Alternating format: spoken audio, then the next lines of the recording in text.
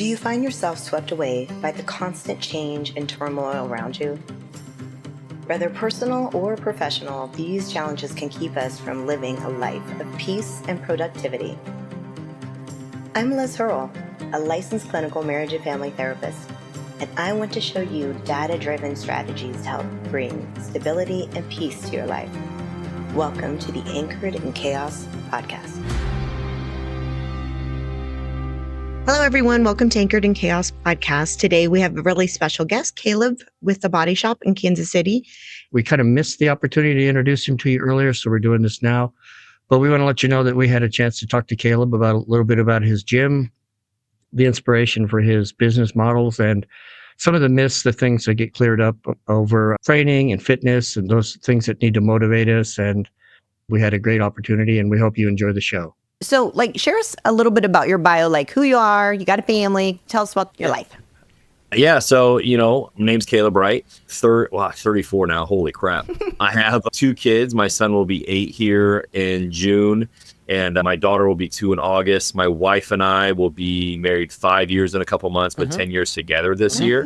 Nice. I have 2 gyms. I have a successful online coaching business that I also operate. Cool. That's kind of how the gyms got started. Was my PT business has kind of gone from in-person to online over the years, and that's about it. Work a lot. I try to spend as much time with my family as I can, but I think being an entrepreneur, the thing we work so hard for is the thing that kind of suffers the most.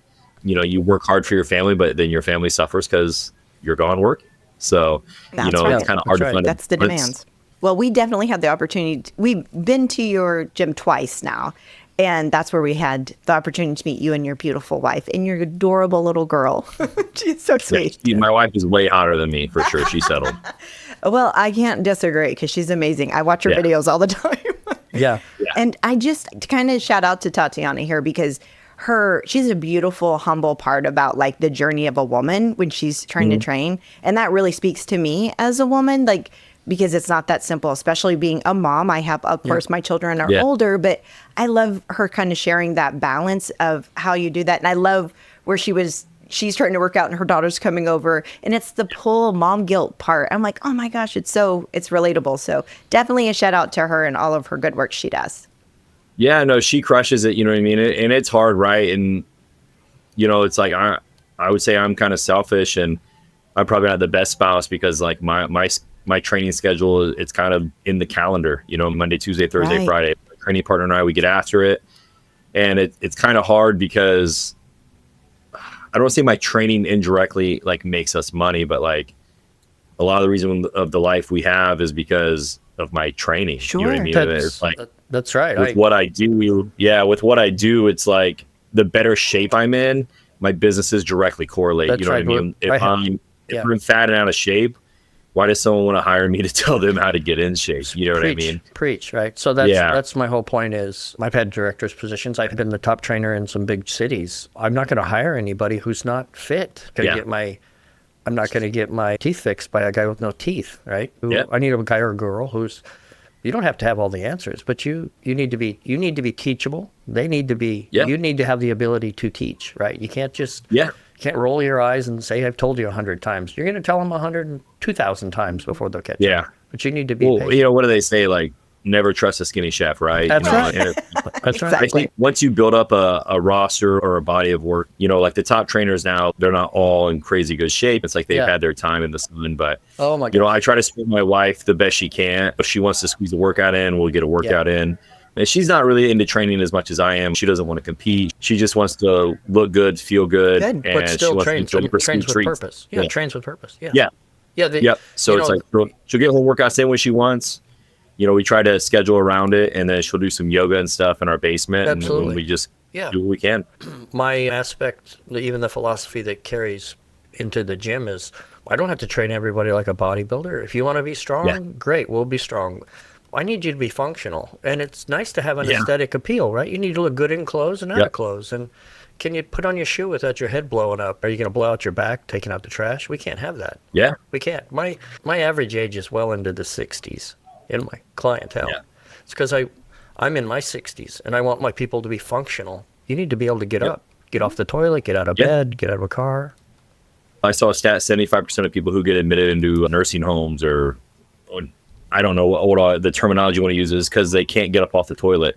You know what I mean? So that means that they lack the ability to do half a rep of their body weight. And that all just comes back to weight training. You know what I mean? It goes away. It does. Functional fitness is, I actually have this, I have a routine. I need to have people get off the floor. I'll have them get on the floor and get up. Liz and I went to a Kaizen training. Adaptive training. It's for challenging. It's for people who've been blown up, or amputees, or paraplegic. I don't know if you've ever tried this, but if you're right-handed, just do everything with your left hand. Now do a burpee with one hand. It was incredible to do, to get up off the floor and do a burpee. It was really educational and humbling. Nothing like that, but I got in a really bad car wreck when I was younger and almost died. And my left hand was in a cast for months. And I didn't have my use of my thumb. And I didn't realize how... You just trying to go to the bathroom. You know what I mean? Because I couldn't unbutton my pants or button it back up or open anything. Yeah, it was a challenge. You know what I'm saying? But again, it shows you how adaptable your body is. I knew a bartender who only had a pinky and a thumb, and a waitress that only had this much of her arm. But God, they're amazing. Yep. If you got something that's mine ideas, if you've had something that's worked before, we can make it work again. Right? That's for sure. We just got to learn how. What do you got, Liz? Well, I think you kind of went over your philosophy and mission of your gym as to what it is that you're trying to drive home here is healthy living, healthy movement, everything that we need to do to remain mobile and engaging with one another. And it's working hard. I think first and foremost, I'm a big believer in hard work and just putting in effort. Nothing's given to us. There's this one thing I really try to drive home with my son is that, dude, you got to earn it, man. I love it's not just going to be given to you. I don't let him, sometimes I let him win, right? But I'm not just going to let him win. You need to earn it. That's right. And that may sound brutal, but I really don't care. Life's hard. That's right. Life will punch you in the face and then kick you in the face when you're on the ground. Yeah. So I think it's just about effort, intensity, being relentless, and just trying to be fit I don't want to say fit at any weight, right? Because I'm not really into the body positivity area, because it's there are times where it's dude, it's just not healthy. Correct. Totally. But it's are you trying to improve yourself? Are you trying to be better? Are you trying to get up off the couch? Are you trying to squat 500 pounds? It doesn't matter if you're one extreme or the other, or in between. This is a place that you can come in and you can be supported, and we can help you achieve that. And then, how much can we give back to the community? The one thing that my team and I are going to start at least twice a year is we're going to start volunteering, whether that's at the animal shelter, whether that's at a food bank. I'm really interested in getting into domestic abuse groups and maybe trying to volunteer there. What can we give back to the community? Because we only are what we are because of the community. That's right. I want to make a lot of money one day for myself, but it's I want to make a lot of money because the more money I have, the more I can help people. Absolutely. Yeah. Absolutely. So it's what can we give back? That's exactly right. One of our things that we talk about is we both believe that we are supposed to be in service to one another. And how are we doing that as positive as possible? That's exactly why we're here. Yeah.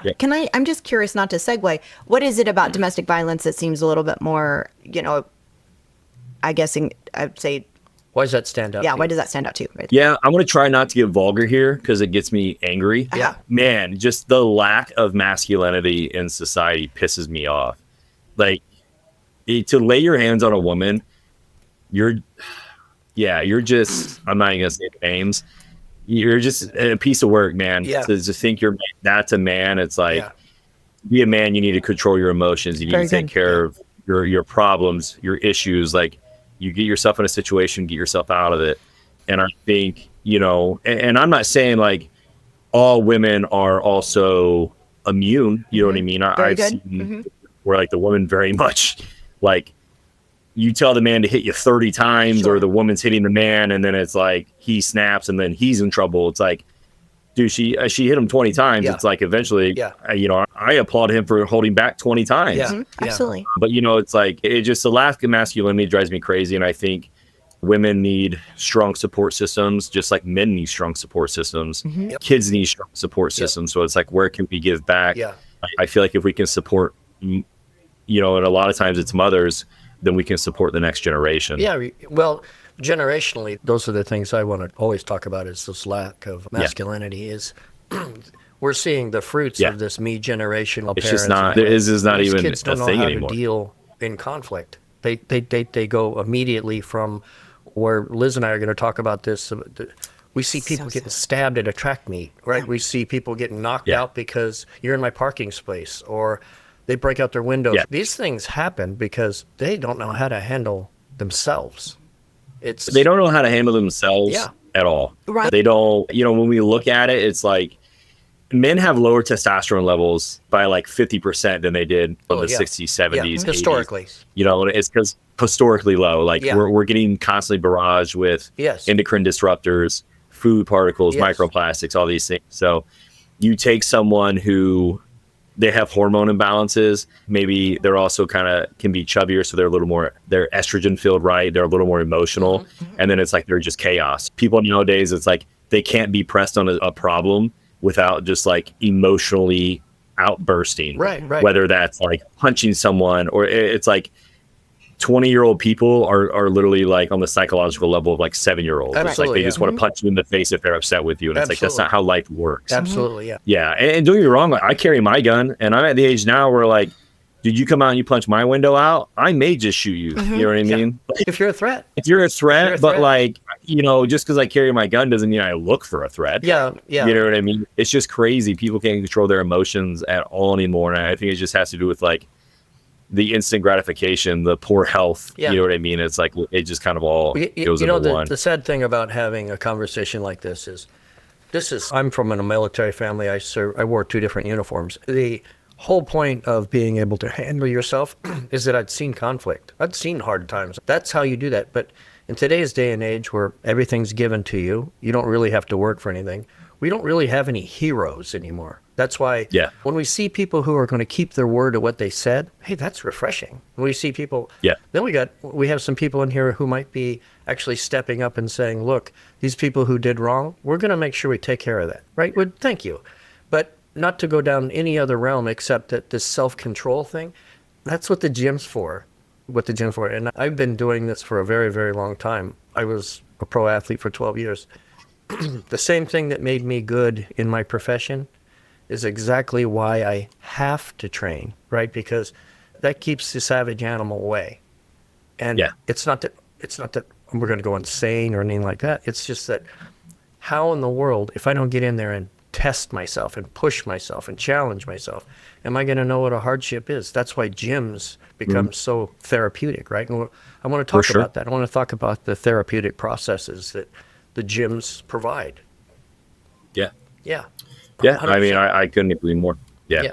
Well, and I think that, one of the things in this conversation that, especially from my world, there goes that, as a therapist in the mental health area of, like when you're talking about no one knows how to control their emotions, and this is something that is impacting everyone because we just operate in our amygdala all the time on response. And we don't go into logic or reasoning, but that's not anything that's being created and built in. And when you're talking about this, it's something I was just talking to Tim about, that if we're not taught something within our children, education in adolescence is structure, discipline, guidance, right? Like we need to know where to go and what to do and what not to do. But if we have all these freedoms that is of just decision making for myself as a 6, 8, 10, 12, I don't know how to do that. I need someone to tell me no. I need someone to get in my face and remind me. And what I mean by that, not violently. There's a video a reel that I had sent Tim that of an officer coming to a scene, and it was his nephew, and he spoke to him very, very, you could see just from the audio, very, very directly.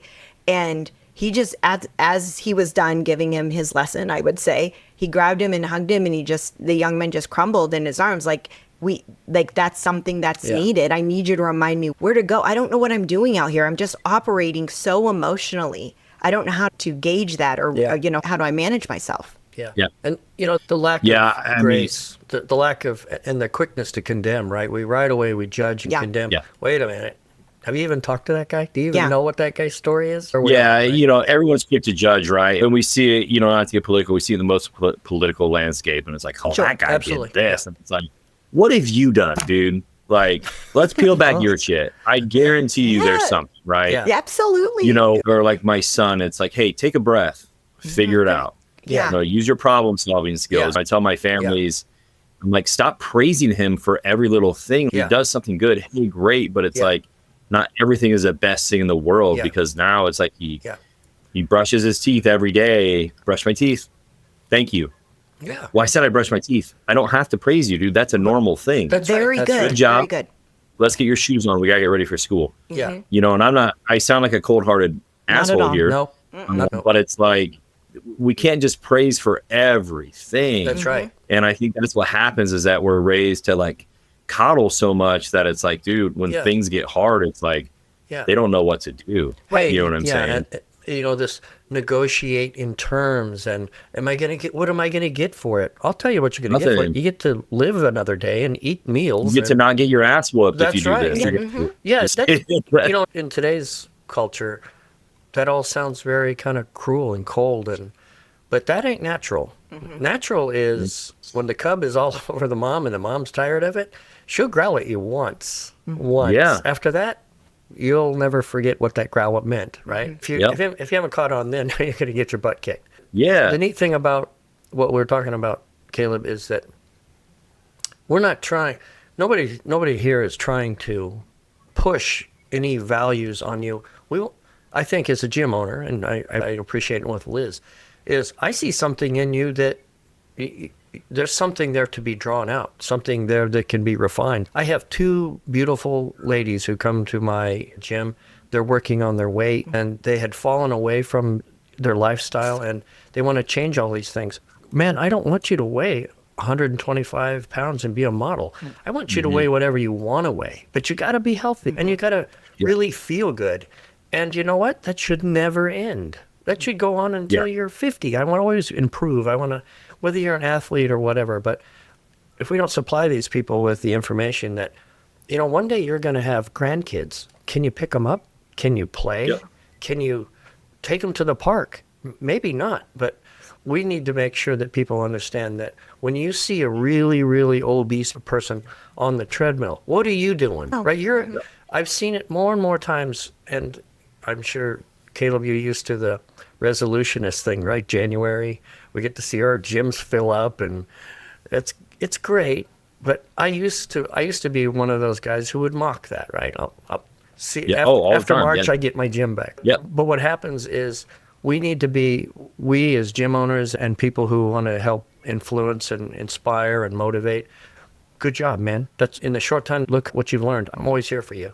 And when you have people like that want to come and learn, especially from people who are patient and willing to say, hey, I've been where you've been, or I know people who've been in your circumstance.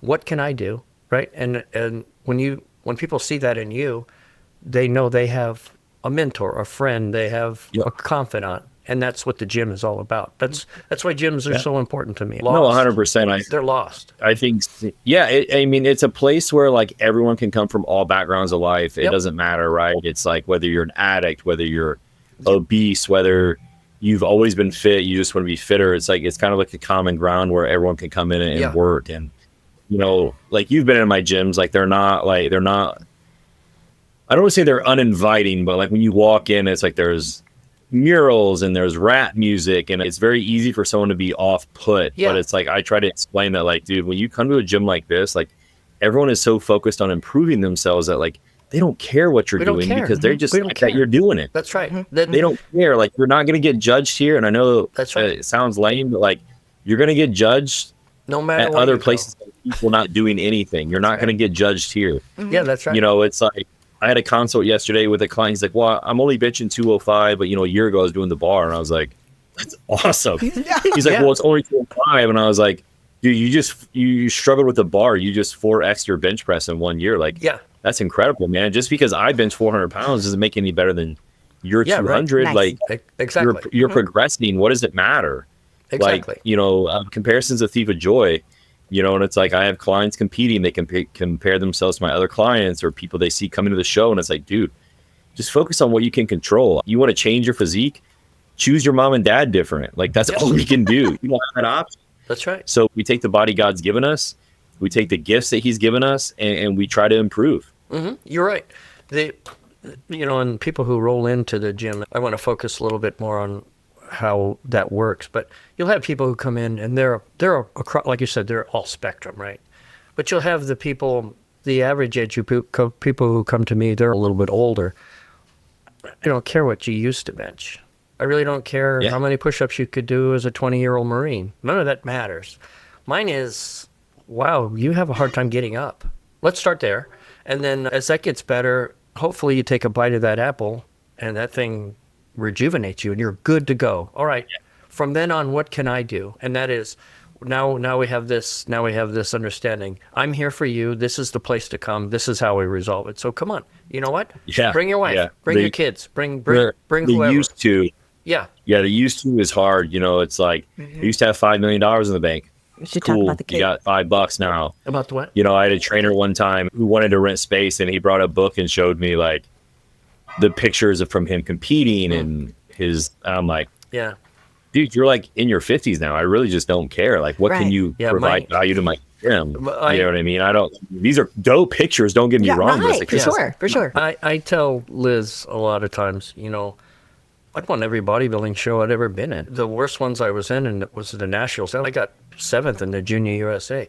But it was at the top of that contest where when I walked on stage, I realized I don't want to do this because they don't even say thank you. I just worked my butt off for 6 weeks, and they're like, that was it. That's all. And then I realized, okay, that's it. But there comes a time, too, when you realize, so I just turned 61.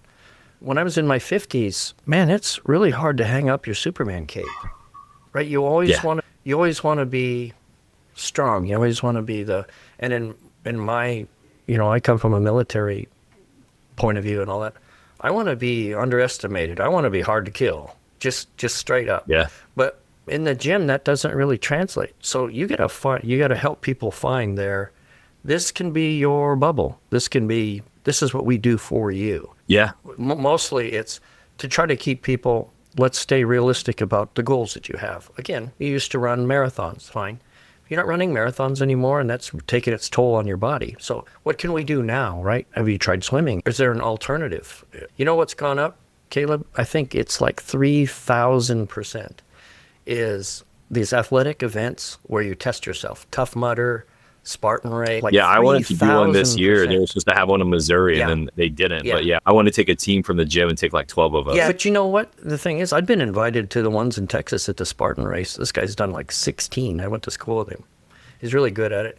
I would go just to help other people get across the obstacles. I really would. I mean, just to help people understand, hey, man, this ain't for everybody. And you're not going to get anything but, I think, a bagel and a plastic medal and I think you get like a beer and a medal, or something like that. None of that interests me. But it's cool, right? Because like we're in a society where like fitness is only going to keep getting more trendy and into it, right? So now I think things like this now, you know what I mean? And now like we're seeing these GLP-1s come out. Now we're seeing like osteoporosis and holistic muscle healing. wasting. Oh yeah.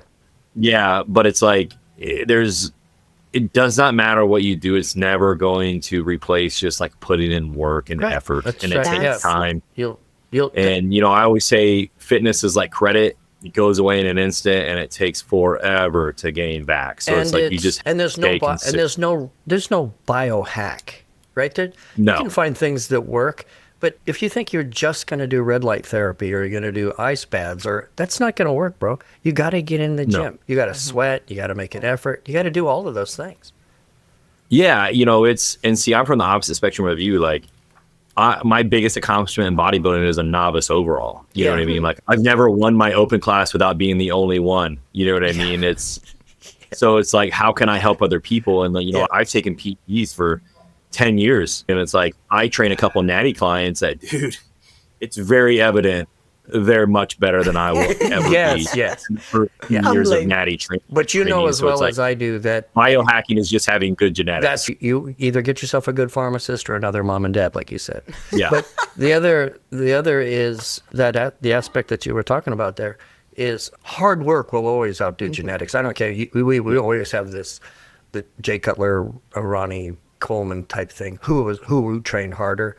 And I'm not going to go there. I'm just going to go to, you look at guys like Seth Feroce or that guy trains like a beast, and he's not big, he's not perfect, but man, what a physique, right? These guys they're not perfect, they just train really, really hard, and they're never. They never miss. I would say like Paul Dillette, maybe some of the best genetics we've ever seen in bodybuilding. Yes. Dude, I sat right behind Paul Dillette at a national show. You probably couldn't even see the show. He had to sit in his chair. And, you know, when they take, everybody knows that when you're a bodybuilder and you're in really good shape, you look enormous. Well, he's a big dude anyway. He was enormous, dude. Yeah. But when you sat in a chair, I saw Sergio Oliva leaning against a wall in a theater. And he was in his 60s. Man, he was still just so amazingly huge and out of proportion, you know. But the whole point is that those guys didn't have perfect. They built it. And every day. Well, one of the things I was going to talk about when we talked about this in a previous episode on our show is that I don't like the idea that when people say, "Oh, here they all the resolutions come in at the beginning of the year." Yeah. I'm a little bit more compassionate. Like, hey, you never know where their journey is starting. And if it happens to start the first year, then so be it. That is actually how I met Tim. Is that I had been really struggling with my weight and my health substantially with my blood pressure. And I had people just kind of say, your middle age, this is kind of where you're at. This is just going to be, you know, you're just going to kind of, you know, lean into it a little bit. This is you for the new normal. Yeah, exactly. Yeah. And I'd been I'd been in and out of gyms throughout my whole life of like going in for a few weeks. But here's something that I've shared with Tim, and I'm sure you've heard this before. I was so anti-personal training because I didn't want arrogant, egotistical, I'm not an athlete. Yeah. I've never played an athletic sport in my life. And so don't expect that. And I was encouraged just to go, and this was at the YMCA is to see Tim. I was like, listen, no big feats here. I'm just trying. I want to lose like 10 pounds and see if I can. And he was like, okay. And that was it. And that's where it started. And then ironically, I fell in love with how I felt. I felt really strong. I felt like I started falling. It took literally probably 6 months, to be fair. But it did take a while. It wasn't like I fell in love with it immediately. I had to learn to find my love of it and how I felt from it. And that's it. It started at the beginning of the year. Nice. That's like, to almost 2 years ago or so. The neat thing about that, Liz, and I think you'll agree with this, Caleb, is you don't have to have a trainer. But you know what?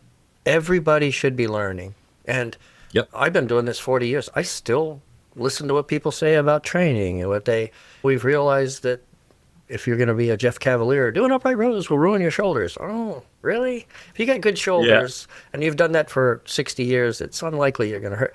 But you still have to take in that information. But it's okay to be completely arbitrary. I believe what this guy says, and I believe it that guy says. We're not opposing. It's just a different point of view. This guy wants you to be a little bit more careful and thoughtful. This one over here wants to be an animal. Mm-hmm. Okay, great. Mix it. Yeah, I'm opposite. I think everyone should have a trainer. Whether you're overweight, great weight, shredded, I think everyone should have a trainer. The reason being is because I don't care who you are. I think we all need help with consistency from time to time. Yep. I think we all need mentorship. I think if you want to be any type of successful anything in life, you need fitness, right? Yeah. Fitness helps us personally and professionally. Not everyone is going to be 9-10% body fat, but we all have troubles. We all struggle. We all need mentorship, right? So, one of the reasons the coach who I work with, I met him through a mentorship group. Mm-hmm. And so I just wanted enhanced mentorship. You know what I mean? As a trainer, I'm dumped on 24/7. As a gym owner, I'm dumped on 24/7. Yeah. I handle a roster of 60 clients, have 10 to 12 employees. I have a wife, I have kids. It's like, dude, I'm the problem solver everywhere I go. Yeah. And sometimes I'm at a breaking point and I need someone to fix my problems. Yeah, nice. Nice. Oh, yeah. And when I'm struggling, the easiest thing for me to give up are my workouts. Yeah. The easiest thing for me to give up is my nutrition. When those are the things that help me get through it, right. Because so the things you need most. I don't respect my own time. I let everyone else's time intrude on my time. So, if I didn't pay someone to coach me, I did it, right? All of 2023, I didn't work out. I didn't eat. Yeah. Before I knew it, I went from 220, 5-6% body fat to 260, 30 maybe even more. You know what I mean? Yeah. And I looked at myself and I would lie to myself, oh, I'm still 260. Oh man, I'm still pretty good. And then still strong. Dude, I got tits. Like I'm not even, you can't even start working out anymore. Yeah. You know, it's like, so I do think everyone should have a trainer or some type of mentor. You know, I have a coach, I have a gen mentor. I'm joining a networking group. I'm also in the process of getting a spiritual mentor from my church. Yeah, I want to know help me lead. So like growing up, I was a Christian. I went to church. I went through some hard things in my high school life. I was a Wednesday and Sunday goer. And then once I moved, I got away from the church I went to and I just never found another one. My wife and I met, you know, she's Jewish, I'm Christian. We never tried to force anything on each other. You know, the religions are very similar. You know, the biggest difference is, you know, we view Jesus as a God and they view Jesus as a man. But they also believe in God. We've kind of gotten to a point to where like my wife and I felt like we were missing something spiritually, and I didn't want to go to temple. She didn't want to go to church. Right. So it's like, we pray together. We do different things. We try to teach our son there's higher powers. And, you know, she finally decided that she thinks she wanted to go to church. So we started going to a church by our house. We've gone probably the last like 8 to 10 weeks. We really enjoy it. You know, but I've been out of it for so long. It's like, I don't remember a lot. You know what I mean? We're looking forward to being an Easter. My wife can continue learning. I can relearn. And, you know, at the end of the day, like we can be good people, but like we just need more. And it's like, you need like a higher power. You need something to work for. You need something to work at. But at the end of the day, like we talked before, it's like, it's another community. It is. And you need to fill your cup spiritually, physically, mentally. And with what I do, if I'm not filling my cup, I can't fill others. You know, my cup's empty. It's like, I got nothing to give, man. You know, so it's like the weekends for me are, you know, I try not to work because like I have to recharge. You know what I mean? I go get donuts with my kids. I go to church. I spend time with my family because it's like I have to make sure come Monday morning at 5 a.m. when my alarm goes off, I'm ready to go because I'm going to have 60 to 80 conversations that day through text message, DMs, in person, phone calls. And like, you know, yesterday I had to go to the DMV. I had to go to the laundromat, you know, to wash stuff for the gym. And it's lost. like, dude, next thing I know, it's like 7:30, 8 o'clock at night, and I'm behind on my steps. I'm still not done working, and I'm on my treadmill with my desk finishing up. So it's like, you have to make sure that like you're filling your cup. Absolutely. And for me, spiritually has been really good. I feel like a burden lifted for me, knowing that like it's not up to me. It is up to me, but it's like there's also things that are going to happen no matter what I do. This is part of the therapeutic, mental, physical, spiritual balance, right? This homeostasis that we have to have. Mine has never been without the simple fact that without that balance, you're no good as a caregiver if you don't care for yourself first. This is the accountability and responsibility, right? So we know medically, we know scientifically that these hormones do things to our brain, and you know, but somebody else put them there. And if you don't believe in that, we can always, let's talk about it while we walk on the treadmill. Let's do whatever we do. But going back to the personal or professional trainer, I've been doing this a long time. And when we have people who pop up online and they don't own gyms, they don't even compete, and they want to generate revenue by claiming I've helped 10,000 people. Right, man, 10,000 people. I've been doing this 40 years, and I got maybe 200 under my belt, but they've stayed with me for a long time. Dude, right? If you've helped that many people, you are the world's best salesman. Absolutely. And the shittiest trainer. Nobody stayed with you. Because your turnover is God. 100%. And they make these claims because they sold them vitamins, right? Well, you didn't really train anybody. You bought your vitamins. Good for you. I sold 10,000 shirts, one-off plans that were auto. Yes. Yeah, they got a free trial and they never canceled. All right, cool. Yes. Great for you. Good for you. But we're off track here. But do you know the thing I want to point out about all of that, to kind of dial it back to the aspect of this balance, this mental, physical, spiritual balance? You got any stories about people's lives that have changed because of the gym? Do you have any stories? Do I have any? Yeah, you got any stories like that? You know, a couple in particular, like the one that really gets me, you know, I mean, we can even say mine, right? Like, I like to work out, but I also probably got drunk 4 or 5 nights a week. And then once I got serious about that, I stopped. And it's like, where would I have been if I just kept going with 4 or 5 nights a week of getting drunk all the time? You know, I meet people who are recovering addicts, like they were in and out, they're doing cocaine, meth. Yeah. You know, they found fitness, they found faith, and it's like it pulled them out of it. Yeah. That's why, you know, I'm not a big fan. Like there's a gym here in town where they have a bar in their gym, and it kind of drives me crazy because it's like, how many recovering addicts are coming here? You know, my first client ever, she was 27, was going to be put on blood pressure medication. You know what I mean? So it's like, because she was overweight. So that was me. You get off of it and you stop. It's like, where would your life have been? So many things. When people are pressed with really hard decisions with their health, it's either they go left or they go right, and it's like they don't give a shit. It just gets worse. They fix it. It's just incredible to see the change that people make. I've had people cry to me and break down. They're like, "Oh, you saved me from all the time. Yep, an abusive relationship," and I'm like, "How did I do that?" And they're like, it's "You just powerful. believed in me through fitness, and I gave me the confidence to get out of it." And they're like crying, and I'm like, "Dude, all I did was train you." Yeah, but it's really powerful. I don't know. You know, but it is powerful and it's really intense. And, you know, being a trainer is more than a trainer. You're a confidant. You're a therapist. You're the bartender. You're the hairdresser. Old man. You do everything. Yeah, you know what I mean? And whether that's, I have clients who like, they have to give me, you know, 3 positive affirmations. I have clients that like literally they're going through some things, and it's like, I need you to send me a picture of every meal that you eat and tell me something you're thankful for. Yeah. You know what I mean? It's like, you have to build each meal. Yeah. We're trying to connect like a meal with something positive because they've always viewed a meal as a negative. Yeah. Very and good. they feel bad because they get a dopamine hit when they eat, and then they feel ashamed. I'm like, dude, like, ate too much. You have to survive, right? Like, it's okay. Yeah. You know, so it's like, send me something you're thankful for. So it's like, we have to kind of rebuild the connection between food and like the way your mind uses it, you know. So it's like, there's so many things that have been done through fitness that like I never thought would be a thing, right? And it's pretty cool. Well, look how much I'm a big fan of Charles Poliquin. I'm sure you know the name, but if you follow much of what's gone on with him and Bill Pearl was the first bodybuilder who ever took me aside, spent time with this 17-year-old skinny kid, 5'0", spent the whole day with me. He's an amazing guy. But the whole point is that, look, the gyms are the empirical evidence, right? People are out there doing this stuff in the gym, and then science comes along and says, hey, maybe we should try this. Really? Guys have been doing this in the gym for 40 years, and science is catching up, right? No, that's not how it works. Hard work, exercise, all this bad cholesterol, don't eat egg yolks.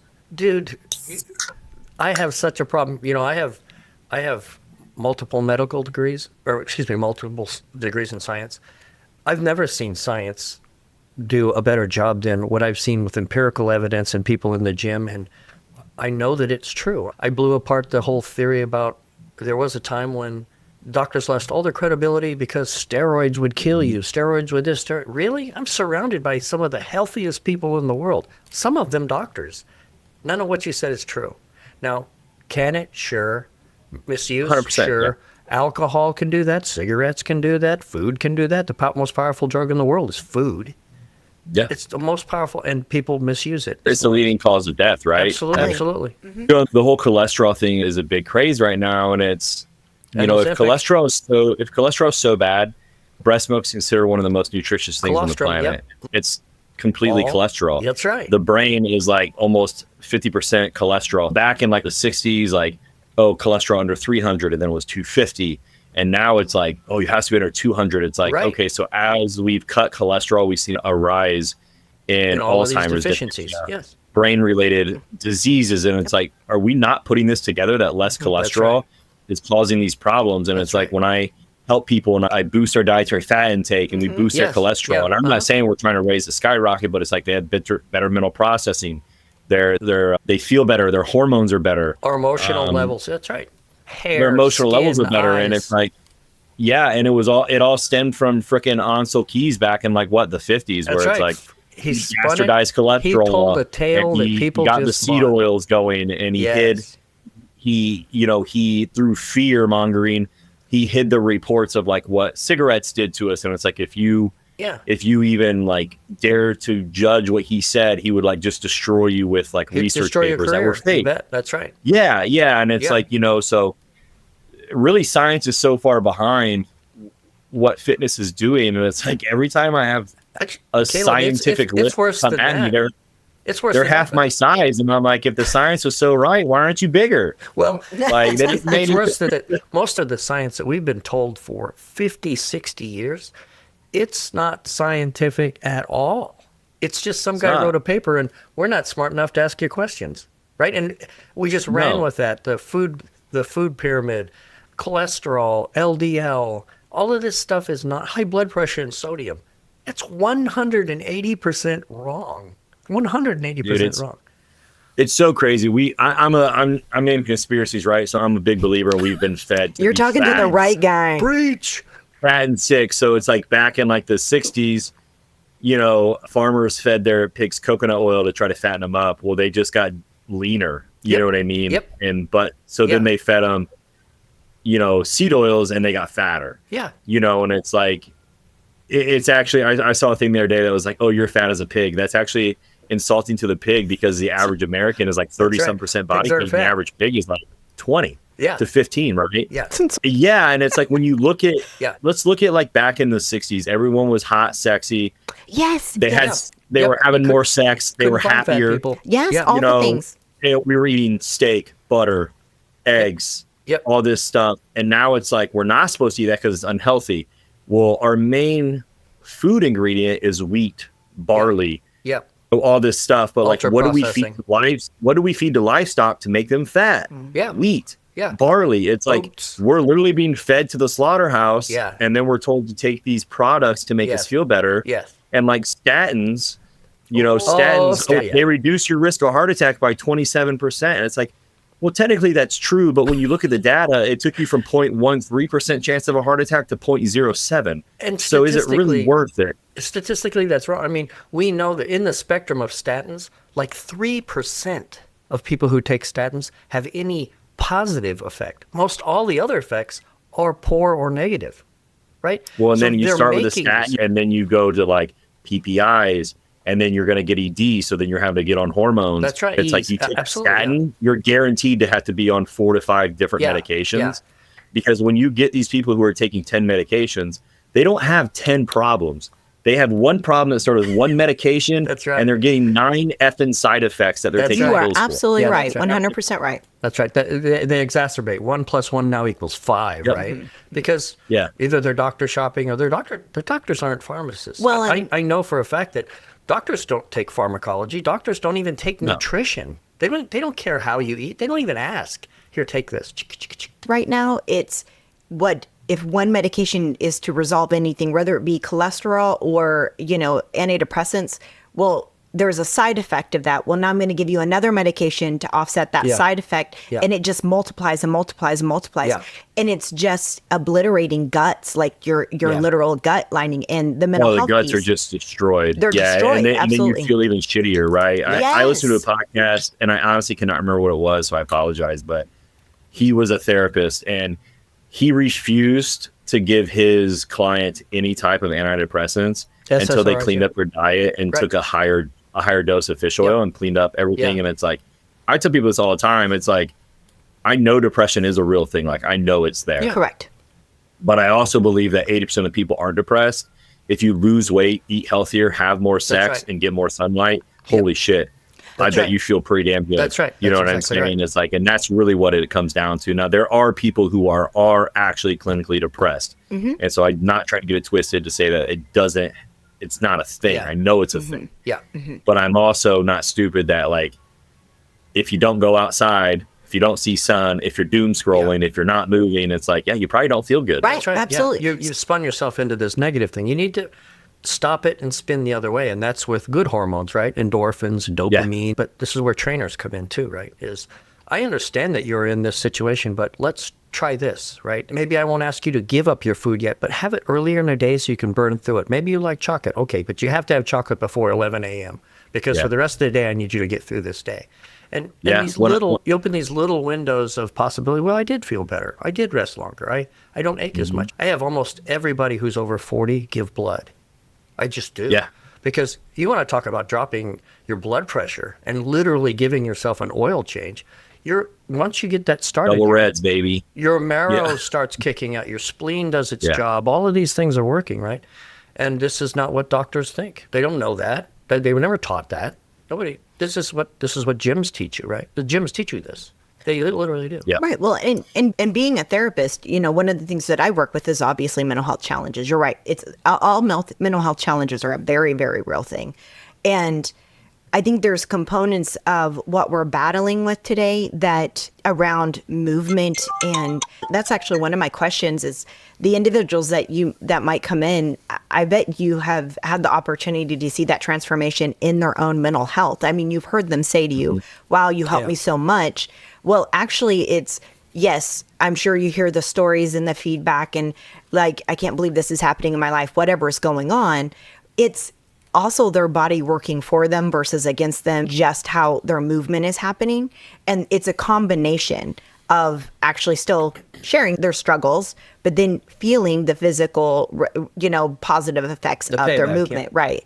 And just knowing like that's imperative. That's one of my biggest pushes. That's why when we started this podcast, the mental physical health process, we are all one. We try and separate that out and say, well, go and do all these things to make me feel better, which is think better, like drugs, alcohol, sex, whatever, food, all the things. And then we detach. I always say I wanted to get a picture of a head kind of detached off the body because we don't look at us as one. We're like, our body is operating this way, but our head is somewhere else. Yeah. And when we get that completely aligned through how we think and how we feel and how we process, which is, like I said, this is much larger in when we're thinking about societal issues and how we're operating within, where we were talking about our emotional responses and things of that nature. Having experience, like that's one of my biggest things. Like, how do you work with clients that may have low motivation and kind of where they're kind of dragging their feet a little? I threatened to quit Tim like 24 times. Because I was like, this is worthless. I'm like, I lost a pound, 1 pound. I just and I was asked like, her to be patient. And I was just like, this is not, because I didn't know the other things that were happening in my body. I was looking at a scale, which is one thing women really get tied up in, is that scale piece. And I was like, listen, I'm working like I look like a drowned rat at the gym and I'm not seeing the results of that. And he was just like, hang in there. He said, just give me 3 months. And I was like, 3 months. It's hard to convince a layman that the reason scale's not training is because you're putting on lean muscle mass and you're burning fat. You're changing. Everything's changing in you, and it's trying to decide which way it wants to go. So you sticking to that is how your body makes its decision. I like this. And now pretty soon you get better at it. And now you start to ramp up because you're getting stronger and it's easier and you're loving it, right? That's the whole point. Yeah. So I require a 3-month minimum anyways. Oh, nice. Nice. Oh, that's you good. You can't get 3 months. It's like, it's kind of useless. You know what I'm saying? Yeah. The first thing I start with is just movement. Like, let's track your steps. Let's get your water intake up. And let's kind of try to clean up your digestion. We kind of start small there because I feel like if you're doing too much at once, it's very overwhelming. Yeah. And then as far as like tracking metrics, we do scale, measurements, and pictures, because sometimes like the scale doesn't tell the whole story. Sometimes, you could not lose weight, but lose a lot of inches. You could absolutely lose a lot of weight, but not a lot of inches. Or like, honestly, you could just recomp, depending on how like overweight you are. It's very easily that you could just recomp and stay the same body weight, but your body composition changes drastically. And those things are really hard to see. I just try to hammer into people like, honestly, this shouldn't be motivating. It's like, I'm not here to motivate you every day. Like, we're here to build habits. You know what I mean? So it's like, I want you to be excited to come see me, but it's like, it's not always fun. Sometimes it hurts, but it's like, we're building the foundation of something better. Yeah. And if we can build these habits, it's like, these are what's going to carry us. It's like, I'm not always motivated. Yeah. You know what I mean? Like, sometimes my motivation is my training partner gets here at 1 o'clock and I'm like, oh man, I guess it's time to train. And then I'm able to get around it. Just because we do it for a living doesn't mean it's easy for us. Yeah, the only thing we've built is the dedication to do it, to take over when the motivation is not there. So I think starting small is really big for people. Absolutely. I work with clients. I give them one at a time. The name of my business is Genuine Effort. If you just keep walking through that door every day, we'll form patterns, right? We're going to form habits. This will be your place. After that, we're going to start looking at how it's all about the training. It's all about how you train, good form, the whole bit. Now you're going to start to see the exercises become a little more easy. You're starting to develop motor patterns and all this stuff. Now we can look at programming. Now that that's happening, let's put in a little more motion. I've always told people 85% of this change that's going to happen, you don't even have to come to my gym. I can do it with your dinner fork. However, I can build a healthier body and change the way you look if, in this last component, how about we meal prep for a while? I'm going to teach you how. And it doesn't have to be complicated. You don't have to be a slave to the scale. Let me show you how to eat. And then that's what happened with Liz, is that when we kicked in the last ingredient, that for 3 months, 6 months, she lost like 2 pounds. But when we kicked in food, 6 pounds. But after that, boom, right? She got hard and lean and strong, and everybody's like, well, what's happening? Yeah, it was like crazy. Because when I started, he likes his hands. But I last time I checked the scale, it was like at 180. And so then I was like, well, if I could get down to 160, 150. I'm not 150. I was like 160, 165. And that, it was. And what did I say? I don't know. I don't recall everything. You can stop wherever you want. I was like, I don't know. Yeah, but that's the whole point is you start losing 10 pounds, that's pretty cool, and then 20 pounds. Yeah. And then pretty soon when people start to notice, I'm like, oh my gosh, you look great.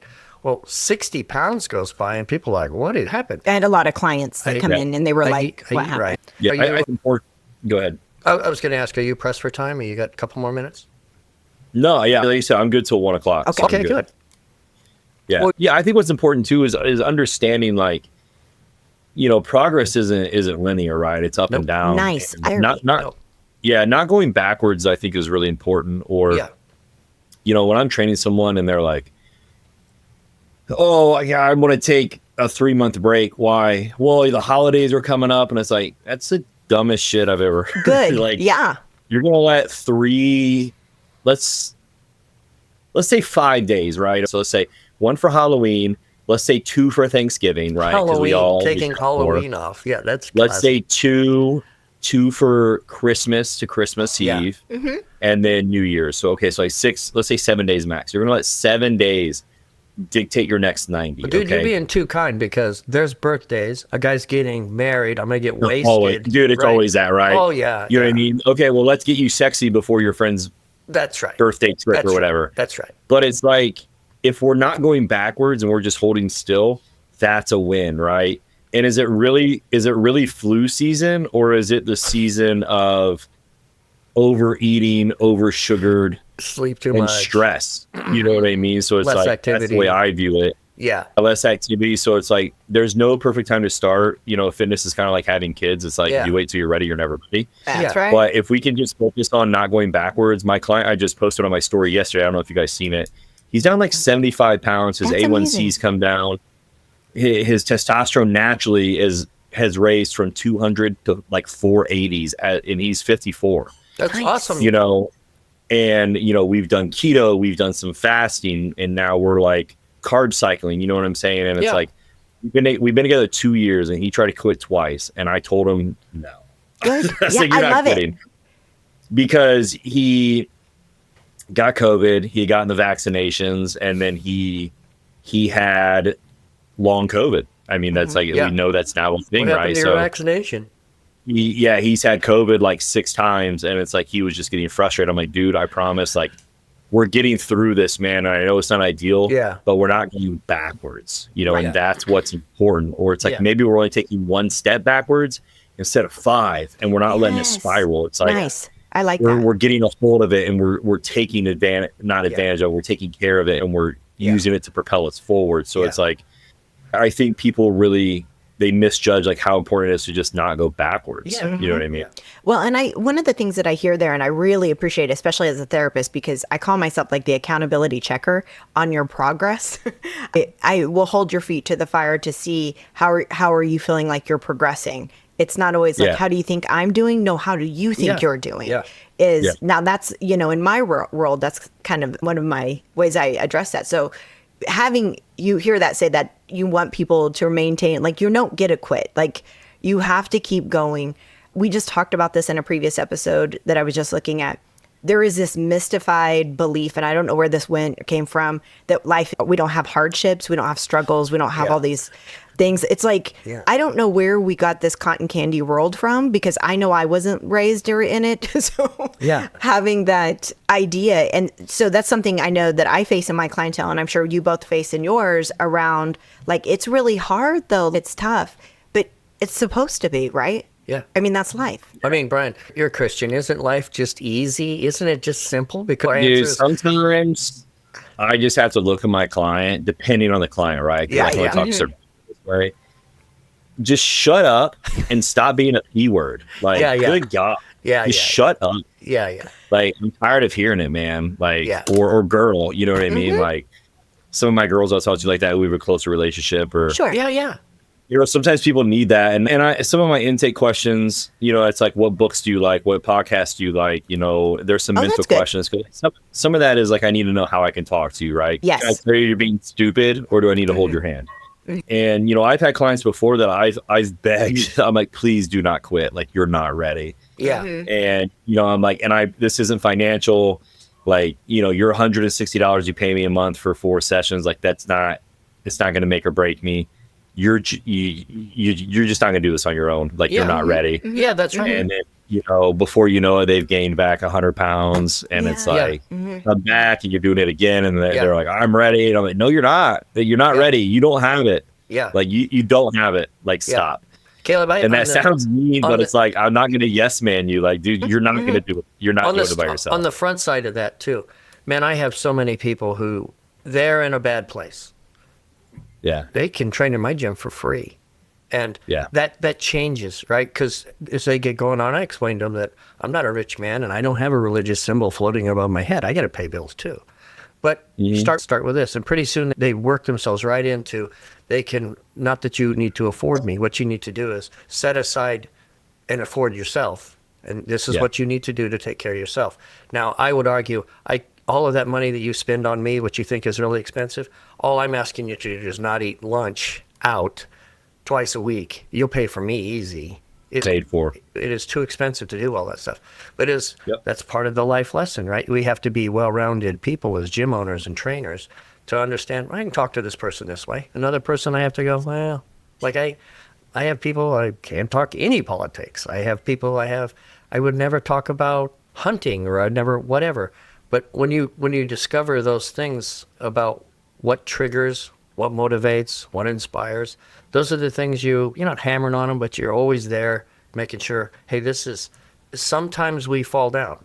But a lot of times, the biggest leaps come from taking a couple steps back, learn from our mistake, and we make a run at it. And now you didn't lose everything. You're still going on from where you left off, right? Mm-hmm.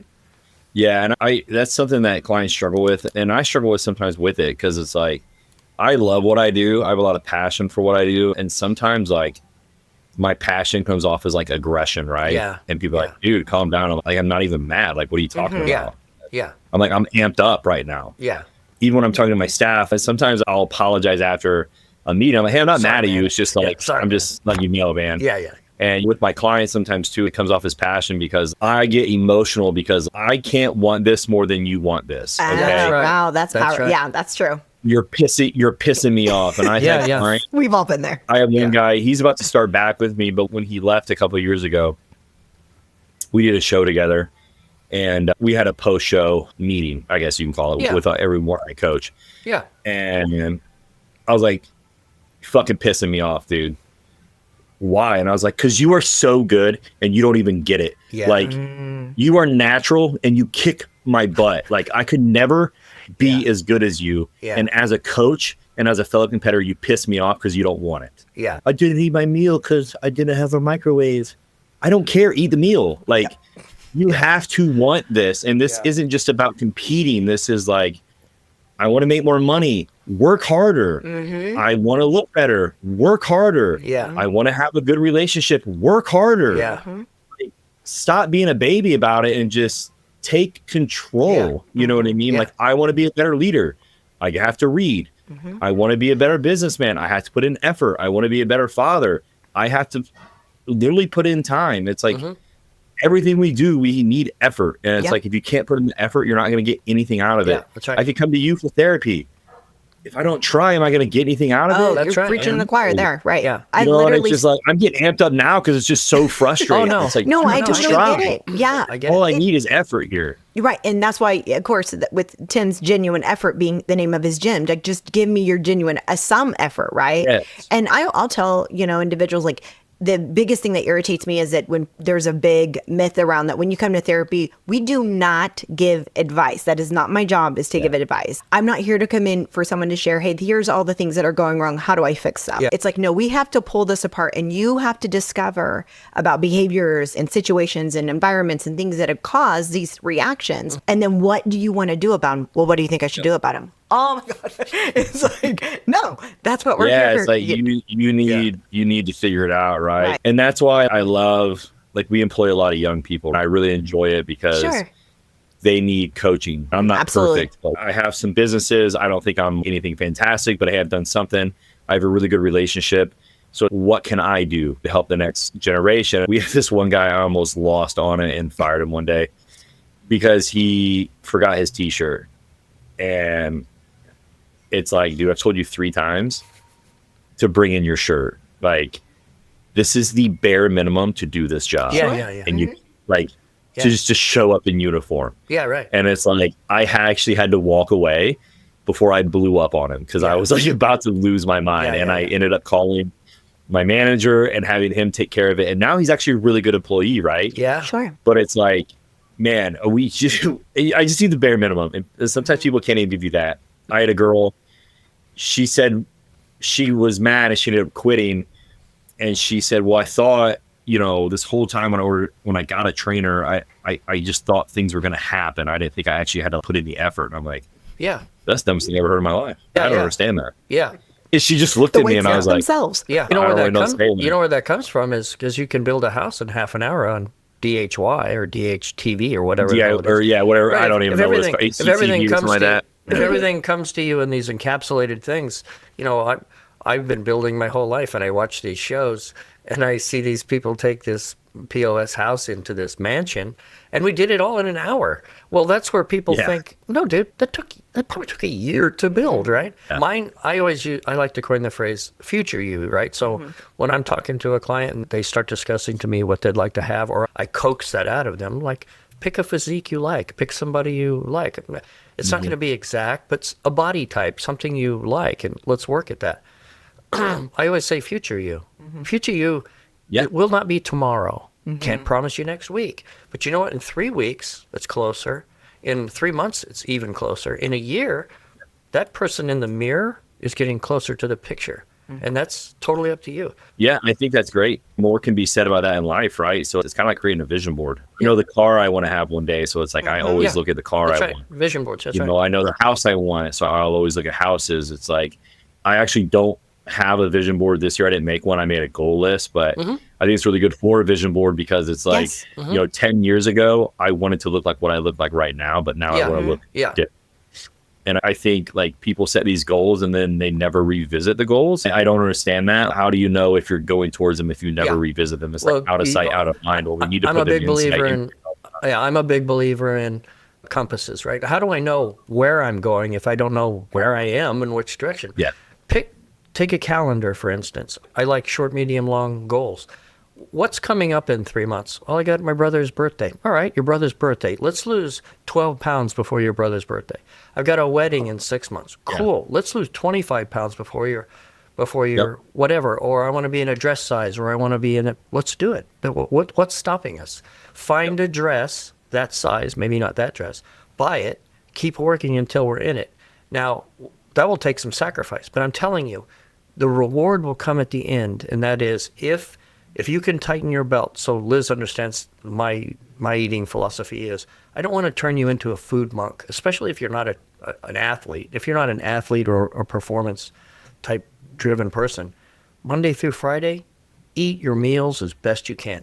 But you know what? Friday evening, have yourself something relaxed, even a dessert, maybe even Saturday morning. But after that, you clean it back up, maybe skip a couple meals, and then get right back on the horse. And you will see there's always a reward at the end. You'll learn how to do that. But the big reward comes in the end. And that's when people start to notice, they go, wow, you look look great, right? Things changed. Your shoulders, your arms, and I don't care how old you are. That applies. I have a client. Her name's Nancy. She's 83. She's got freaking abs. I envy. I mean, she's rock hard, but she has a great story in her own life too, because she lost her husband essentially after a really tragic car accident, and she broke her neck, and she's got rods, and she's been a trainer for 17 years. She does it to stay alive, keeps her mental, she keeps her physical, she keeps her functionality. Movement is medicine. It's medicine. The same goals I put on a younger person, the same one I put on, what do you want to do in a year? Well, I want to travel. All right, we need to be able to put our luggage in an overhead. You need to be able to schlep that thing up a flight of stairs. You need to be able to do these things, right? It's just motivation as far as I'm concerned. No, so what is your age range? Do you see anyone in the geriatric population? I mean, is it kind of all over the place? Yeah, I don't really train anyone in the I can't even talk right now. Geriatric population. My trainers do a lot of that. It's not that I don't want to. It's not what lights me up. I like the younger crowd. I like more of the mentor aspect. Yeah. So about the highest I go is, probably 50s, because I still focus on, what you can do with the geriatric too, like building muscle, changing things. But I would say predominantly I'm like 20 to 35 range. Yeah. But I work with anybody. You know what I mean? Yeah. It's do you want to get on stage? Do you have blood work problems? Are you trying to get undiabetic? You know what I mean? Or are you have gut related issues? Or are you on PPIs and you want to get off? It's like, I can do just about anything, but I don't vibe as well. I love the geriatric community. I love when they're in my gym, but it just doesn't get me excited when I train. So I would do them a disservice if I took that client.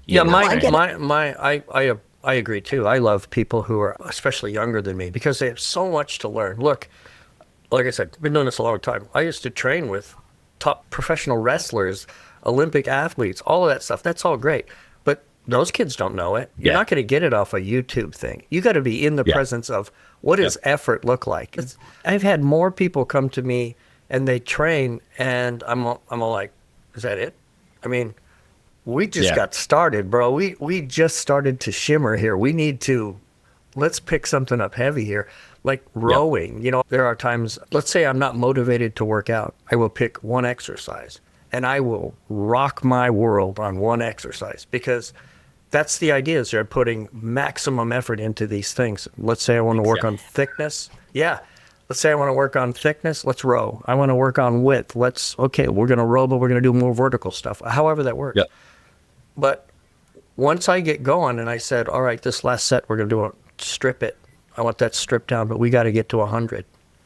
And, even top athletes go, that's kind of dumb. Really? Is it kind of dumb? Because when I watch you clinging to the rails when you're going down the stairs, you come back and tell me that was dumb, because I haven't done this for 40 years because I'm trying something. This works, bro. And you got to get the reps in. You got to put the effort in. And when you're gassed, when your lungs are about to pop and you're sweating like a whore in church, you need to be doing the effort. And when you're weak, your body doesn't know anything. It doesn't matter if it's 1,000 pounds on your back or no pounds. You can't get up. Well, keep pushing. No, and I call that a ball stack set. You know what I'm saying? Because you got to reach down deep. But and I mean, training and doing stuff like that, or just working out, or bodybuilding, press, whatever I've done in the past, it's like, it's done so much for me in business, not to make me money, but to like be headstrong and understand that, like, wow, this really sucks right now, or this is really hard, but like we're gonna get through it, type of thing. And I truly don't think I would be where I am in life if like it wasn't for bodybuilding teaching me the mental side, and just being able to persevere mentally. And every day is different. Every day is different. Yeah, every day. Yeah, I mean, I do this exercise all the time. Today is not the day. Yeah, my wife, it's like, we talk about this all the time, because my wife is she's an extreme couponer, right? So she loves the quick turnaround, versus I'm more willing to like sit on something. I'll buy some equipment and sell it, and I'm okay with like spending $2,000 to make $5,000, but it may take me a year and a half. Or like when we opened these gyms, we poured everything we had, bank accounts, maxed out credit cards. We opened it up. We were making really good money. Spent it all to expand. Broke. Making really good money, spin it all to open up another. Yeah. You know, and it was like, that was in the midst of having our daughter, right? So, and, you know, we're 2 years in, we're to having 2 facilities, we're still learning. You know, the things that worked for number 1 didn't work for number 2. Sure. You have to learn the hard way. You know, that facility lost money for a year. It is what it is. And it's like, you know, it's like, dude, I signed a 7-year contract out there. It's not like I can just give up. That's right. You know, I put my truck down as collateral. I put my wife's car down as collateral. Yeah. So it's like, we got to get through this. I don't have a plan B. My plan B is making more money, maybe. Yeah. I don't know. Good. Yeah. And we have to figure this out. And if it wasn't for bodybuilding, I don't know if I would do that. But, you know, my personality has kind of always towed the line. Like, I'm that person that's like, hey, don't cross this line. Like, I'm probably going to cross it. I like to push back. Oh, that's, Yeah, my Facebook picture is actually a bird who has his foot in the water. Yeah. It's me. I got my foot in the water. I like to push boundaries. I like to see how far I can push people, what I can get away with. You know, that's probably my best and worst personality trait. Yeah. And at the end of the day, I just don't care. I want to do what I want to do, you know, with respect to other people. It's not like I do things respectfully, sure. But this is my dream. This is what I want to do. And as long as my wife supports it, that's good. I'm going. I'm Good. going. That's great. That's excellent. And it's like, you know, opening up, and one of my mentors right now is actually my best friend, and you know, he's an entrepreneur himself, and we kind of fell into our relationship like as I was getting into my second location. And you know, when I signed the papers on this location, I only had 30 grand in the bank, and like, I don't know what a lot of people know about opening facilities, but like, that's 30 grand ain't a lot of money when you got to do construction and buy equipment. And you know, it's like, how are we going to get this done? I don't regret opening that location, but I should have waited longer. And that's why I say the learning curve, right? And it's like, opening the second one is the hardest thing you'll ever do. And then it's like, I'm already looking forward to opening my third. My wife isn't, because she knows how it was. But like, I see everything we did wrong with number 2, and I want to rectify it with number 3. Yep. You know, I think that's entrepreneurship. You have to be wired differently. You have to go against the grain. You have to be willing to get your face right against the gravel, get up and say, all right, let's do it again. Yep. Let's go again. And ask for help. Yeah. Yeah. You Sometimes you got to ask for help. Yeah. Well, You know, and that's do it. It's okay. And that's like, man, like, I've broken down and cried on my wife. Like, dude, sometimes you just don't know what you're going to do, and you figure it out. Yeah. You know, sometimes you want to burn it all down and get a real job, and it's like, wow, I'd be miserable. Yes. You know, I feel the same way. Yes. There's so many things for it. And then on top of that, it's like, I'm also running a coaching business, and you know, it's a lot of work, but it's really rewarding. Number 2 was like, so I was making payments on my equipment. My equipment guy files bankruptcy a month before I open. I had to haul butt down with 3 trucks to get my equipment that I already paid for before the bank comes and seizes it from them. Oh my goodness. You know, it's just like, there's so many things, like anything and everything that you guys could have imagined could go wrong. We failed. Sure. We failed inspection, you know, and we had to get that fixed. And I mean, there were just so many things. And it's like, I just can't wait to rectify it again, even though my wife doesn't want to. It'll take a little bit. Sure. Yeah. But yeah, man, it's insane. So it's like, I really attribute bodybuilding to like the mental side of just like persevering and going. Perseverance. Yeah. You know, I wrestled in middle school. I was not good. You know what I mean? Because like, I'm a bigger guy and I'm strong, but I'm honestly not super agile. But one thing that always stuck with me from my coach at that time is just winner gets to do another. You know what I mean? So we would start at the lowest weight class, and you would wrestle the next weight class, and everyone got to go to the next weight class. And it's like, sometimes you get guys that are like 130, they're wrestling 200-pound dudes, and it's like, hey, winner gets to do another. It's like, and that's really applicable in life, because it doesn't matter how small or big. If you keep wanting to go, if you have the attitude, let's go. You know what I mean? It doesn't matter how tired you are, how broke you are. That's right. All these things. Are you homeless? Are you not homeless? It's like, 7 years ago, my wife and I were on WIC and food stamps, and our phones were getting shut off. And it's like, now we own 3 businesses. It's like, could I have easily shut down and become a victim and just sat in the system? 100%. But it's like, what's the joy in that? Like, I want to build my own destiny. And I think that's one of the things I love about entrepreneurship is that, like, dude, you can't cap me. Like, I'm only capped by what I want to do. Nice. Yes. Like, my possibilities are limitless, right? I can do whatever I want to do. That's right. I can grow what I want. That's good. You know, I could live the rest of my life making the same amount of money I do now, which is okay. I could have a good life, or I can do 10 times more. It's like, it's just really up to what I want to do, which is fantastic. and detrimental all at the same time. It's a hard balance, right? It is hard because I think everything you're saying there is tenacity and grit and grind and willing to go and literally, rub your face into asphalt over and over again. Yeah. Because it really resonates, I think, with all of us. And I know it just resonates with me as any new option. I was just sharing with Tim right before we started. I'm like, I was thinking about writing a book, and he kind of rolled his eyes like, I have time for that because there's so many. I have a private practice, and we have the podcast, and then we're working with Genuine Effort. There's just so much going on, right? But I'm very much of that same vein as I believe Tim is as well. Like there's no stopping you but you. And that's the biggest thing. I think it's the healthiest way to really think, because you're right. You can come from whatever situation you're in now. The only person that keeps you there is you. And as we're getting ready to kind of wrap up here, I wanted to ask you a couple of things. You mentioned the spiritual, and I call it spiritual wellness around that. Do you incorporate that in your gym? And then how do you balance that with your own individual mental health? It's a lot for you. I think that you kind of go into, I've kind of heard you say with the bodybuilding and all of those aspects kind of help balance that out. But how do you make time for yourself to rebalance yourself and make time for you and your wife and your family? How do you do all that? Yeah, honestly, I'm not very good at it. The spiritual thing, I don't incorporate it a ton into my gym. I'm always down to talk about it if you're down to talk about it. I'm not overly vocal about it, but I don't shy away from it. Politics, it's, kind of on that. Like, I'll talk about it. Like, I'm not going to come out and just start my conversation with it. You know what I mean? Right. This may sound awful, but not everyone wants to hear about my views, and that's okay. I respect that. No, it's true. If you want to talk about views, I'll talk views. I feel like I'm maybe not the best person to talk to spiritually because I'm still trying to get back into and learn it myself and be better. So it's like maybe what I'm going to say is wrong. I try to do the best I can. You know what I'm saying? As far as like making time, my wife and I and my family go to church on Sundays. Making time for my wife, like we do the best we can. We just had a date night this weekend, but we're always like, we're going to do one date night a month. And it's like, it turns into once a quarter. Yeah.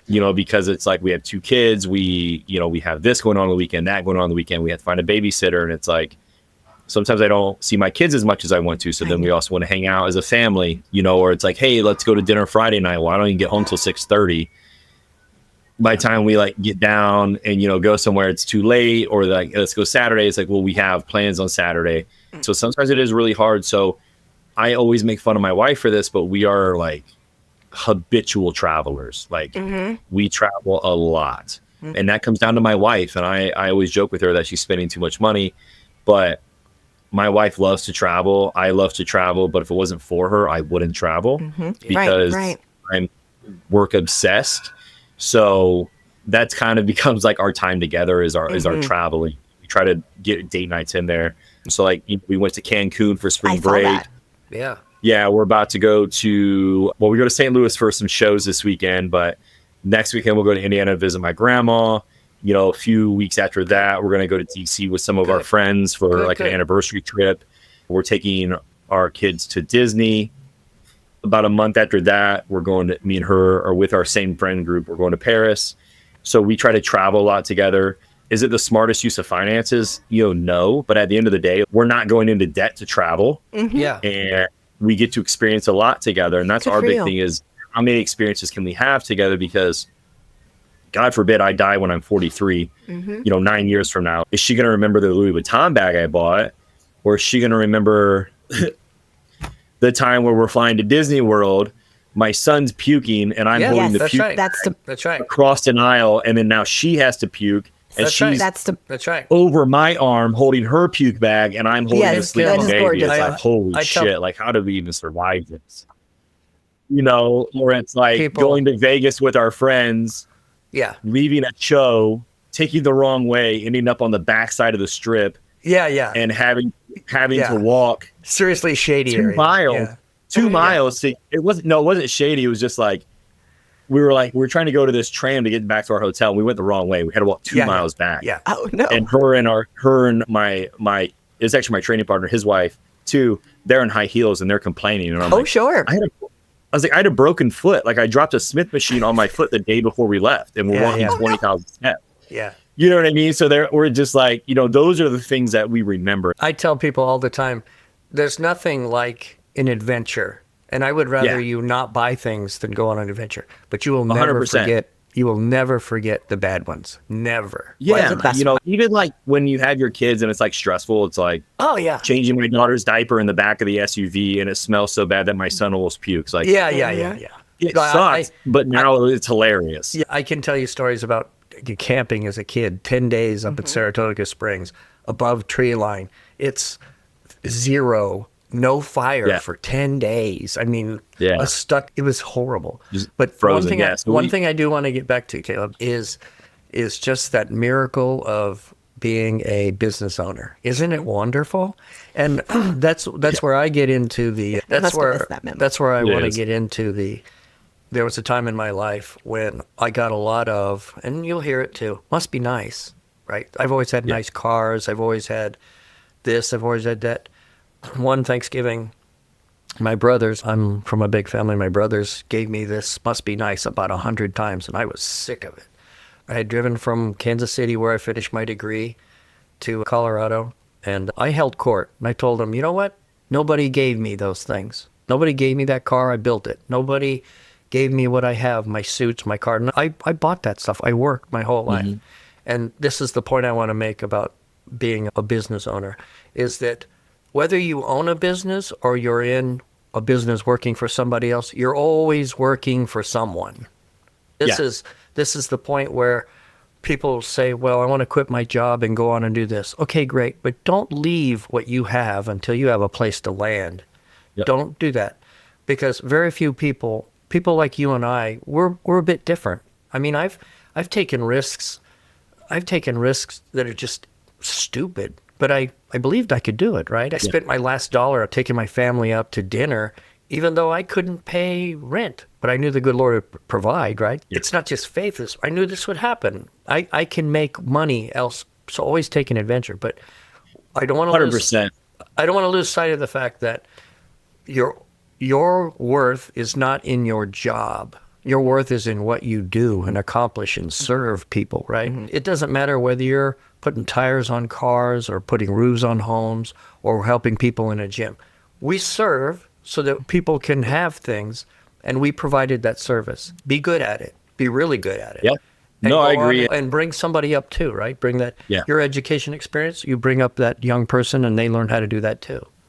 Yeah, and you get that a lot, the must be nice. And it's like, we hear that because like we have the 2 facilities, and it's like, dude, it wasn't nice when I was like completely broke and I had 0 money and I still owed like 40 grand on equipment. It wasn't nice when my son was born and our phones got shut off because it was like buy food or pay the phone bill. Yeah. Like when I first started my training business, my first paycheck was $6. And I was at the gym 70 hours that week. Yeah. And I only got paid on commission. So it's like, and my wife was 9 months pregnant at the time. Yeah.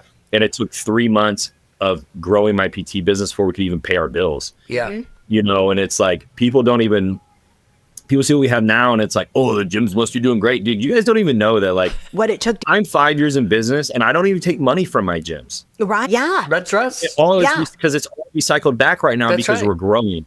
Yeah. And it's like, you don't understand, my business lost money for a year. Yeah. You don't understand that, like, to pay people cost me $2,000 in taxes and payroll fees. Yep. You know what I mean? To just get my taxes filed is $3,000 plus what I owe. Yeah. It's like, it's just crazy. And it's like, I'm blessed that I've built a 6-figure coaching business online. And like, that's what I provide my family for. Yeah. The gyms will produce the money that we need one day. But it's like right now they're in a growing phase and we need to recycle the money back. Right.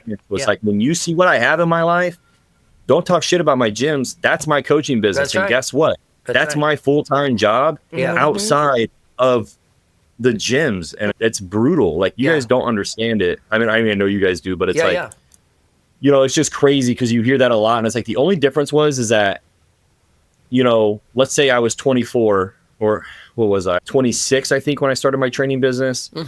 And there's a guy who goes here now who he knew me when I first started. He's like, dude, you always said you're going to own a gym. I was like, that's right.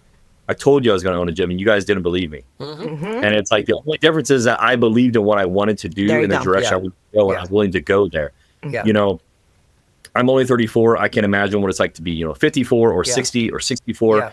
But like, I can imagine I feel the exact same way mentally at 34 as I did at 24. The only difference is I know, right? outward appearance, right? Yeah, that's right. You know, I have a little saggier eyes, and I started my skincare. You know what I mean? 'Cause I don't want to look too much older than my wife, but the only difference was that I was willing to take the risk and you weren't. Yeah, that's exactly right. It's like, to finish the thought I was going to say is with my brothers is for every bill you have, I got 10.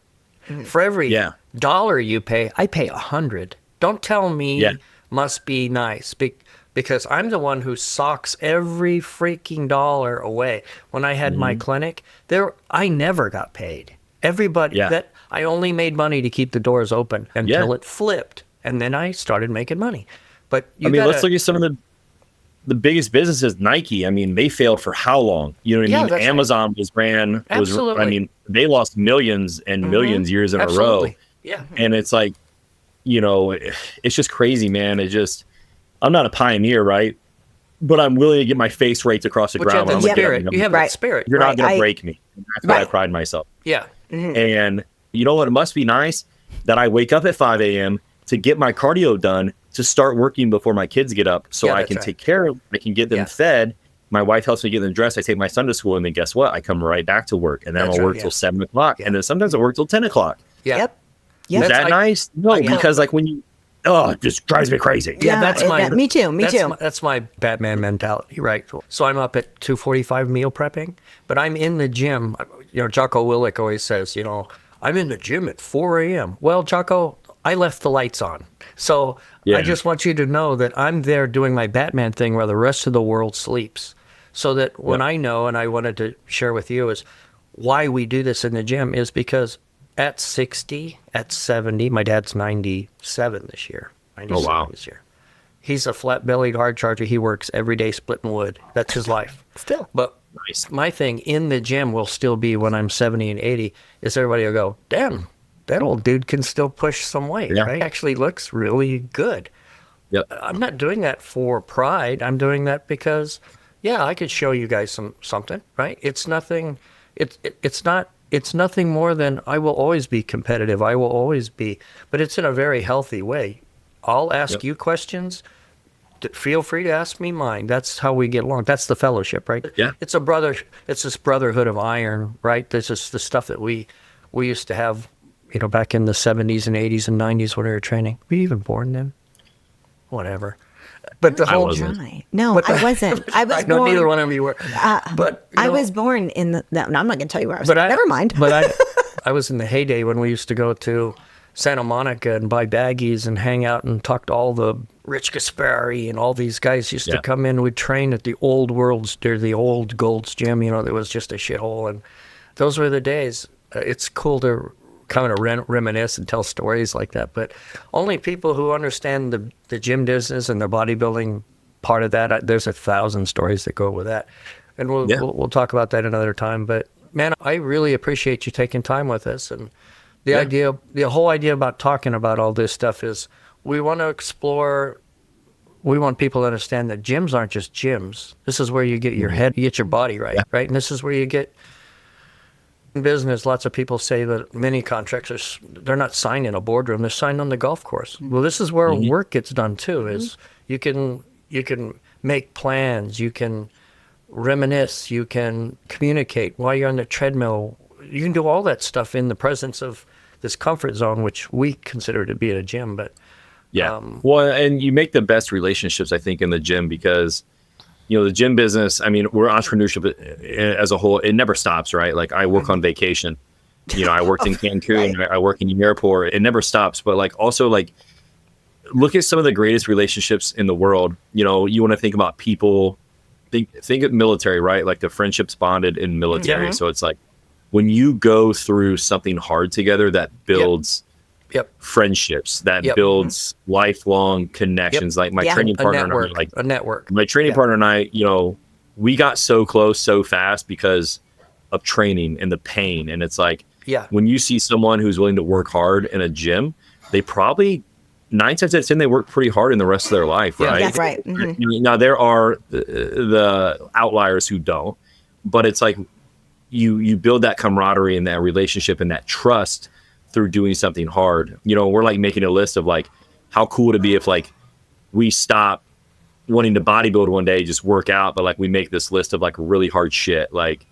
climbing Mount Kilimanjaro, or you know what I mean? Just like something hard that like constantly tests yourself, because it's like, if you're not growing, you're dying. If you're not moving forward, you're moving backwards. That's right. What's the next challenge? And it's like, how can we help people? How can we challenge ourselves? Yeah. And how can we serve people? I think those are the three. Right. Yeah. If you can have those three pillars in your life, I think you'll find a pretty fulfilling life. Agreed. Coming from a military background, I can tell you one of the most, this has to do with all aspects of life, family, friends, everybody in your life, is in the military mentality, especially for the Marines. If you will just look to the person to the left of you and make sure that he's taken care of, and you look to the right of you, make sure that he's taken care of you, and each of those people do the same, you form this network that is impenetrable. One guy is not going to break this line. We are a line. We are one big line. That's how we do this stuff. This is why the gym is important. You know, when a guy doesn't show up, you call him. Where you been? What have you been doing? What's the deal? I've been sick. I've been, well, I'm looking forward to you, right? Everybody's asking for you. Yeah, we do that here, and it goes a long ways. And that's why a lot of marriages fail nowadays, because they stop serving each other. That's right. Yeah. Absolutely. I just want to put down how people, that any of our listeners or viewers listen to us, how do they find your gyms and connect with you? So they can find you on social media. Yeah, you can get us on social media. So my personal is going to be @blankslate_91. Okay. You know, the website's just blankslatefitness.com. And then for our gyms, you know, we're in Overland Park, Kansas, and Lee Summit, Missouri. Our Instagram is going to be @Body Shop Gym and Training. I want to say it's _KC. Yeah. It is. And then our website is bodyshop-kc.com. I always get them confused. Okay. Yeah, come out, check us out. You know, we love having new people out. We love talking shop, training, just helping. You know what I mean? Yeah. Let's find some time next time we're up there. Let's all go to dinner. Yeah, absolutely. Yeah, you can give us a heads up when we get on the schedule. So definitely. So, yeah. No, us You live and die by the Google Calendar. Hey, man, God bless. Thanks for everything. Yeah, I appreciate you guys. Everyone had me back on. Talk about whatever I would love to. You have a site too, right? Don't you? Do you have a podcast? No. Yeah, I mean, it's under Food Fitness Family. We're not on it anymore. Okay. We were doing it weekly, and then we both had babies within 6 weeks of each other. Yeah. And then between our babies, and we picked up so much, because we had literally within 3 months, I opened the second gym. I had my baby. He had his baby, and he hired a trainer for his team because he has an online business as well. Like, we both just got so busy we couldn't even find time to fit it in our weekly schedule. No sweat. Yeah. We'll get back together. We'll have some more conversation. Yeah, we'll be in touch. Yeah, for sure. Thanks, man. Appreciate you guys. Thank you. Bye-bye.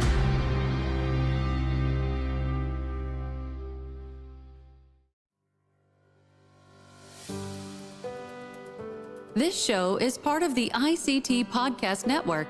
For more information, visit ictpod.net.